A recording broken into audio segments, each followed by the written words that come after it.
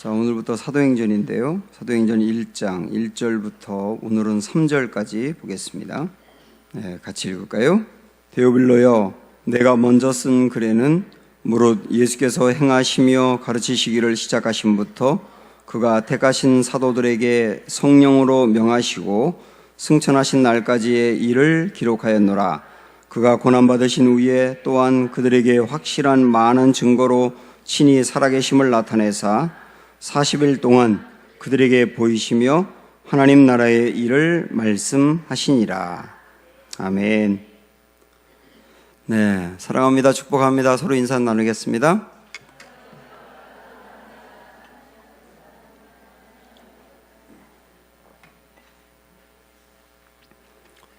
네, 좀 이 사도행전이 28장이나 있기 때문에 긴 본문으로 좀 잡으려고 하다가 이 앞부분을 읽는데 더 진전할 수가 없을 정도로 제 마음에 이렇게 주님이 뜨거움을 주셨습니다. 그래서 1절부터 3절까지만 보게 됐는데, 자, 다시 한번 보시겠어요? 데오빌로여, 내가 먼저 쓴 글에는 무릇 예수께서 행하시며 가르치시기를 시작하심부터 그가 택하신 사도들에게 성령으로 명하시고 승천하실 날까지의 일을 기록하였노라. 이렇게 쭉 시작을 하고 있습니다. 여기 보면 1절에 먼저 쓴 글에는 이렇게 나와 있죠. 먼저 쓴 글로 가봐야 되겠죠. 누가복음 말씀 1장 1절부터 보세요.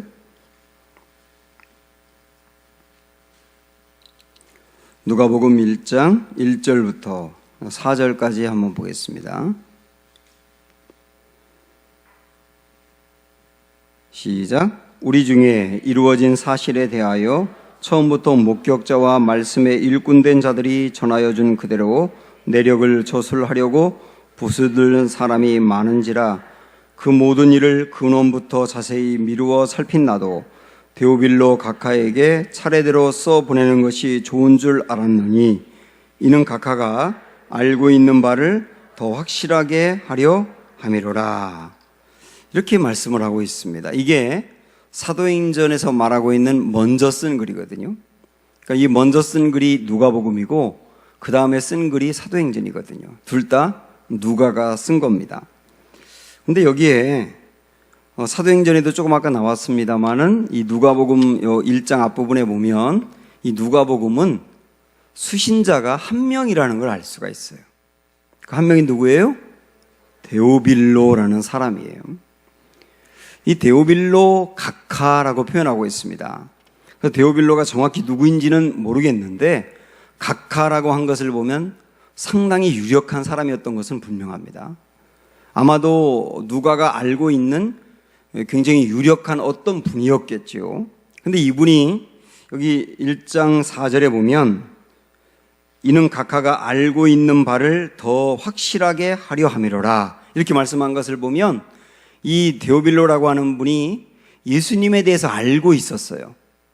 알고 있는데 상당히 피상적으로 알고 있었기 때문에 보다 더 정확히 알게 하기 위해서 이 누가복음을 썼다 이렇게 이제 목적을 이야기하고 있습니다.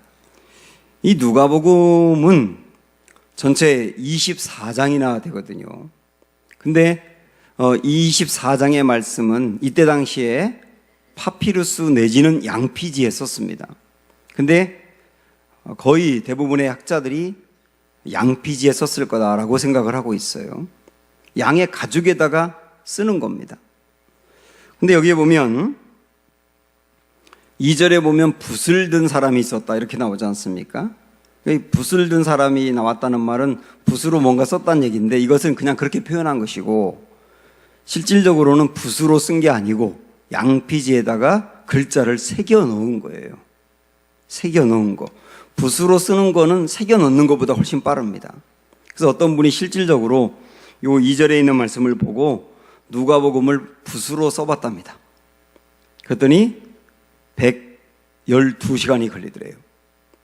하루에 8시간씩 썼더니만 14일이 걸렸다는 거예요. 그게 붓으로 썼을 때 걸리는 기간이에요.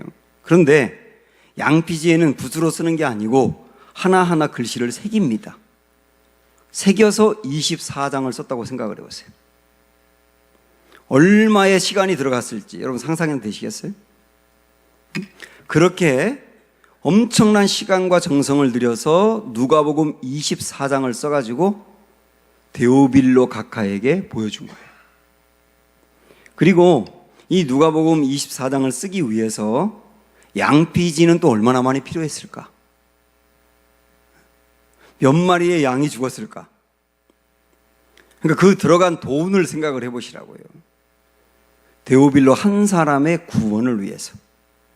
이미 예수님을 알고 있긴 하지만 더 정확히 예수님을 알아서 그가 예수님을 만나도록 하기 위해서 그 드렸던 정성과 헌신, 말로 표현할 수 없을 정도로 많았던 겁니다.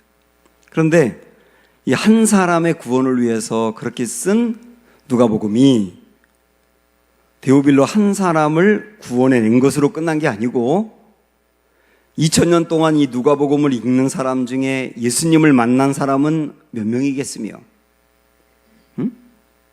이 누가복음을 통하여 인생이 바뀐 사람은 또 얼마나 많았겠으며 누가복음을 읽다가 공부하다가 지옥으로 떨어질 사람이 천국으로 가게 된 사람은 또 얼마나 많았겠으며 인생을 포기하고 주저앉았던 사람 중에 누가복음을 읽으면서 살아난 사람은 또 얼마나 많았겠느냐는 거예요. 한 사람을 위해서 한 일인데. 그래서 그 한 사람을 위하여 누가복음을 썼거든요. 근데 데오빌로가 그 누가복음의 말씀을 읽으면서 예수님을 만나 구원을 확신하게 된 것으로 보입니다. 그러니까 조금 시간이 지난 다음에 사도행전에서 또다시 쓰기 시작한 거예요. 그러면 누가복음은 데오빌로 한 사람의 구원을 위해서 썼는데 사도행전은 누굴 위해서 또 썼을까요? 네? 사도행전도 똑같이 데오빌로에 누가복음의 말씀을 읽고 구원을 받았거든요. 그런데 이번에는 사도행전의 말씀을 쓰면서 어떻게 복음이 세계로 퍼져나가게 됐는지, 사도들이 어떻게 복음을 증거하게 됐는지를 데오빌로에게 알려주면서 데오빌로에게 말하는 거예요. 당신도 예수님 만났으니까 사도들처럼 복음을 증거하는 헌신자가 되세요. 한 사람을 헌신자로 세우기 위해서 이번에는 사도행전은 누가복음보다도 4장이 더 많은 28장이거든요. 더 많은 시간과 더 많은 물질과 헌신을 들여서 한 사람의 선교자를 세우기 위해서, 한 사람의 헌신자를 세우기 위해서 쓴 게 사도행전이란 말이에요. 그러니까 사도행전은 데오빌로 한 사람이 선교하도록 하기 위해서 쓴 것이지만 2000년 동안 이 사도행전을 읽으면서 얼마나 많은 사람들이 은혜 받고 선교지로 갔겠습니까? 얼마나 많은 사람들이 이 사도행전에 도전을 받고 선교사가 됐겠습니까? 그리고 얼마나 많은 사람들이 나도 주저앉으면 안 돼, 복음 들고 나가야 돼, 그러면서 전도지 들고 동네로 나가면서 복음을 전했겠어요? 얼마나 많은 사람들이 물질을 보내서 선교했겠으며 얼마나 많은 사람들이 뒤에서 기도로 선교의 일을 도왔겠어요? 말로 표현할 수 없을 정도로 어마어마하게 많은 사람들이 선교자로 세우게 된 겁니다.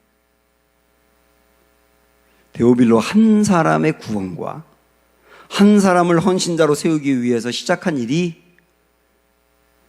헤아릴 수 없을 정도로 엄청나게 많은 일을 한 거예요. 저는 이 말씀을 오늘 여러분과 첫 시간 나누면서 우리가 회복해야 될 매우 중요한 열정은 한 사람의 영혼을, 그 영혼의 구원과 그 한 사람의 영혼을 세우고 싶어하는 열정, 이것이 저와 여러분에게 회복되어야 되겠다는 거예요. 이런 마음을 가지고 우리 사도행전을 보고 싶습니다. 제가 작년에 일본에 제자훈련 세미나를 하고 왔지 않습니까? 그때 참여했던 일본 목사님과 사모님들이 대략 한 40명쯤 됐는데 제가 다녀오고 난 다음에 제자훈련을 시작했다고 한 분은 2분이었어요. 그렇죠? 물론 뭐 더 있는데 제가 파악을 못했을 수도 있고 저에게 연락이 온 분이 2분인데 제가 사실은 조금 절망했었습니다. 내가 외국까지 가서 돈을 들이고 시간을 들여서 혼신의 힘을 다해서 제자훈련 하라고 세미나를 하고 왔는데 한 사람이 이렇게 적단 말인가? 이런 좌절이 저에게 들더라고요. 그런데 이제 새로 시작하겠다고 연락이 온 그분은 카톡으로 저한테 계속 제자훈련 시작은 어떻게 하는 겁니까? 오리엔테이션은 어떻게 하는 겁니까? 그 다음에 예수님에 대해서 이렇게 풀어가야 되는데 이 대목은 어떻게 하는 게 좋습니까? 계속 연락해서 나중에는 정말 저 그만 좀 연락했으면 좋겠다 이런 생각이 들었거든요. 그런데도 계속 물어보는데 보통 하나님 제게 주신 생각이 뭐냐면 이 한 분을 잘 세우자 그런 생각이 들어가지고 아주 친절하게 글로 남겨주면서 때로는 통화도 하고 그랬거든요. 근데 어느 날 갑자기 사진이 왔어요. 자기가 2명을 데리고 제자훈련하고 있는 사진이, 그리고 사모님이 또 1명을 데리고 제자훈련하는 사진이 저에게 왔어요. 그들이 얼마 전에 또 왔어요. 모든 제자훈련 과정을 끝냈답니다. 수료식하는 사진이 저에게 왔더라고요. 제가 얼마나 감격스러웠는지 몰라요.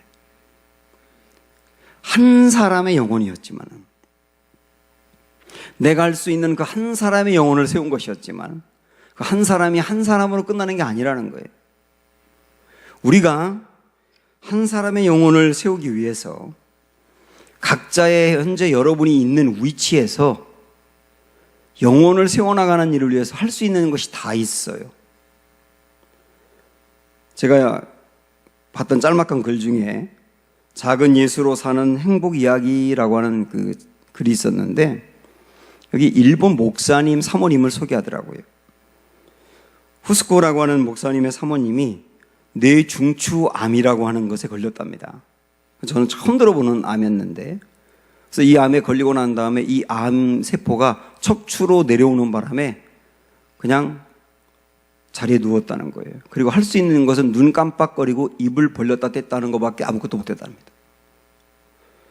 그래서 근데 이 사모님이 목사님 사모님으로서 아직도 젊은데 할 수 있는 일이 눈을 깜빡거리고 입을 열었다 닫는 것밖에 할 수 있는 일이 없었는데 그분이 생각을 한 거예요.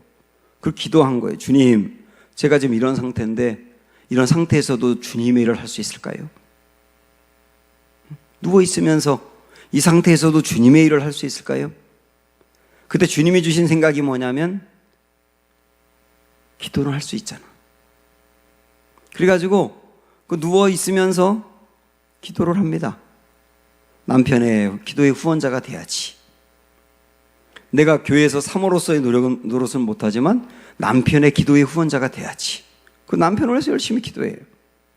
그리고 성도들을 위해서 기도해요. 그러다 보니까 매일매일 성도들 한 사람 한 사람을 붙들고 오늘은 이 사람, 내일은 저 사람, 그 다음 날은 또 이 사람, 이렇게 매일매일 한 사람을 위해서 하루 종일 누워서 기도하는 거예요. 그리고 이 남편이 신학교의 학장인데 학장으로서 학생들이 있지 않습니까? 그 학생들의 이름을 불러가면서 누워서 기도하는 거예요, 하루 종일. 저는 이 사모님의 그 한 사람을 위한 헌신, 누워서 할 일이 아무것도 없고 눈만 깜빡거리고 입을 벌렸다 뗐다 하는 것밖에 할 수 없지만 그 상황에서도 영혼을 세우기 위해서 기도할 수 있었다는 거예요. 영국의 어떤 교회에서 하루는 우리 인도를 위해서 기도하고 선교합시다. 그렇게 어떤 목사님이 설교를 하고 교인들에게 강조를 했대요. 그랬더니 예배가 끝나고 나서 5살 된 아이가 목사님을 찾아와가지고 1페니의 돈을 주더랍니다. 여러분 쉽게 생각하면 100원도 안 된다고 생각하시면 돼요. 그 돈을 목사님에게 주면서 뭐라고 말하냐면 목사님 이 돈으로 성경을 사가지고 인도로 보내주세요 그러더래요. 그 돈으로는 성경을 사긴 턱도 없는데 목사님이 너무 귀엽지 않습니까? 그래서 돈을 보태가지고 조그마한 성경 하나를 샀답니다. 그리고 이 아이에게 가져와서 너 사인할 줄 알아? 그러니까 할 줄 안다 그래서 여기다 네가 사인해. 그래서 그 아이의 사인을 해가지고 인도로 보냈다는 거예요. 이 아이도 그것을 잊고 목사님도 그 사실을 잊고 있었답니다. 20년이 지났어요. 목사님이 인도를 여행하게 됐는데 어떤 마을에 갔더니 그 마을이 거의 대부분이 기독교인이더랍니다.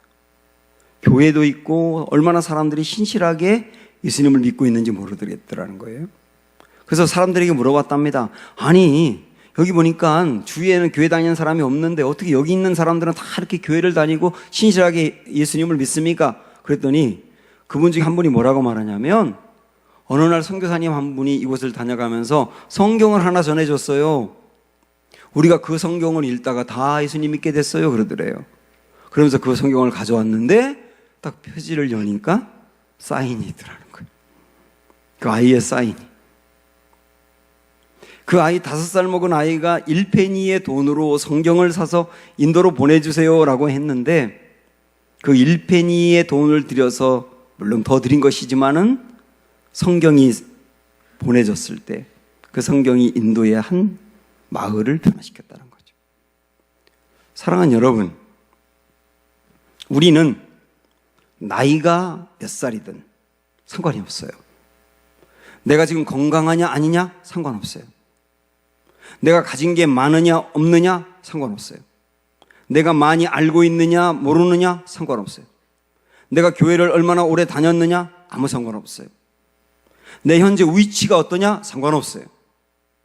우리 마음에 누가가 데오빌로 한 사람의 영혼의 구원을 위하여 24장이라고 하는 엄청난 분량을 위해서 헌신했던 것처럼, 그리고 그 사람을 제자로 세우기 위해서 28장에 그 엄청난 내용을 양피지에 하나하나 써 내려갔던 그 열정과 헌신, 그것으로 인하여 수많은 사람이 살아났던 것처럼 오늘 주님이 우리에게 주시는 도전이 뭐냐면 내가 할 수 있는 위치에서 내가 할 수 있는 일로 한 사람의 영혼을 살려내라는 거예요.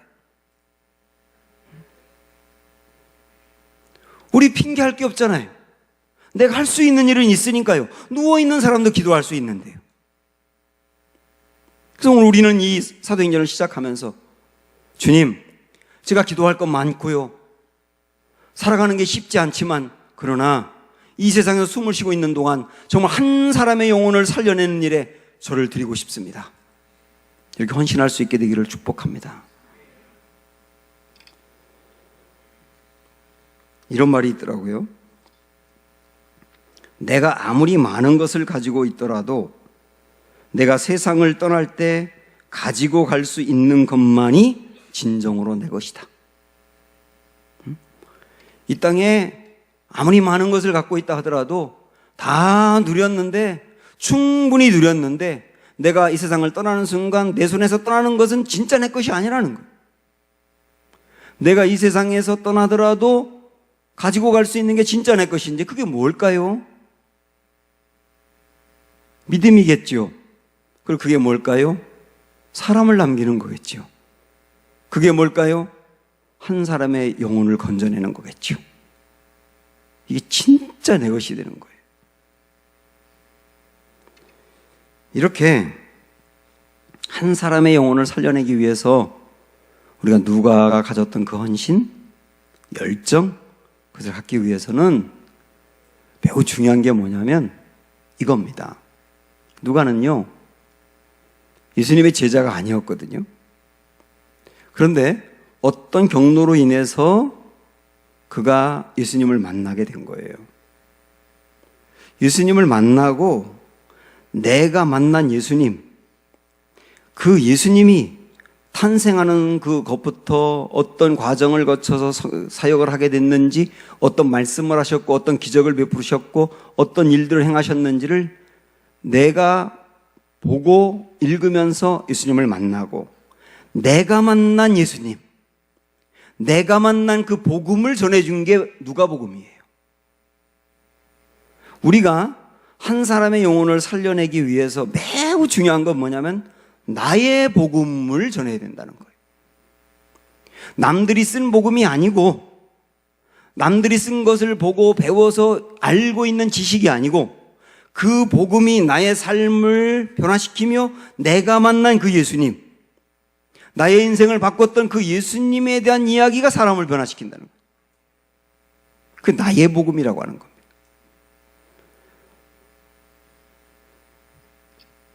바울이 로마서에서, 그 로마서의 말씀이 복음 중에 복음이지 않습니까? 그 로마에 있는 교인들에게, 바울이 가본 적도 없는 로마의 교인들에게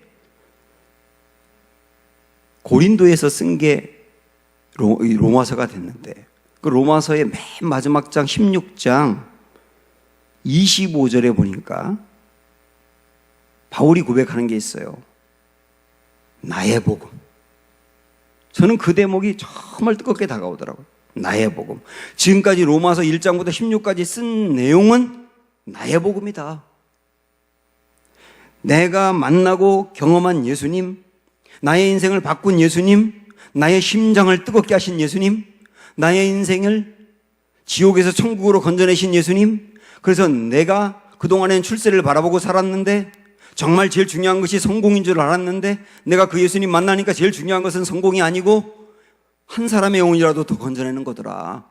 나의 인생의 목적과 가치와 의의를 바꾼 예수님, 그 예수님이 내 심장에 지금도 뜨겁게 살아 역사한다. 그 예수님을 보여주고 싶다고 한 게 로마서예요.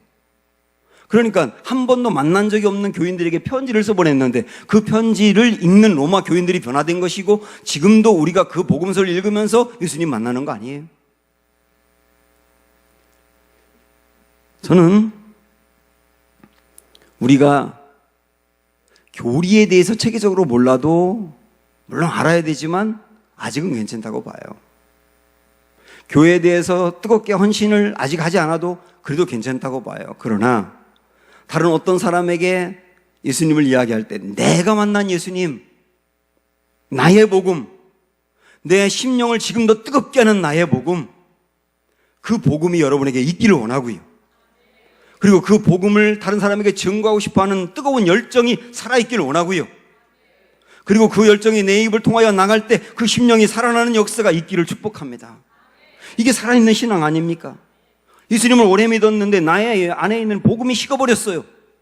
그래서 내가 누군가에게 예수님 믿으라고 예수님 얘기하려고 해도 내 입이 막혀버려요.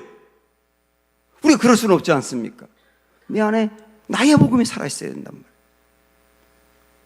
오늘 이런 마음을 가지고 나아가기를 소망하시기 바라고, 금요기도의 시간에 우리 사도행전을 하나하나 살펴보면서 어떻게 복음이 세계로 퍼져나가며 전혀 예수님을 믿을 수 없는 사람에게도 복음이 들어가서 그를 건져내고 살려냈는지, 어떻게 하나님의 기적과 역사가 나타났는지를 우리가 사도행전을 통해서 보면서 저 기도하기는 이 말씀을 함께 듣고 기도하는 금요기도 시간에 또다시 사도행전의 역사가 일어날 수 있게 되기를 축복합니다. 이거 찬양할까요? 물이 바다 덮음같이 이렇게